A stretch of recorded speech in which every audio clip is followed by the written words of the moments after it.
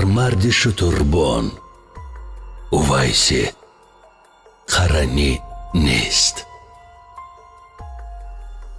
هر شیشه گل رنگ حقیقی یمنی نیست. هر سنگ و گل گوهر نایاب نگردد.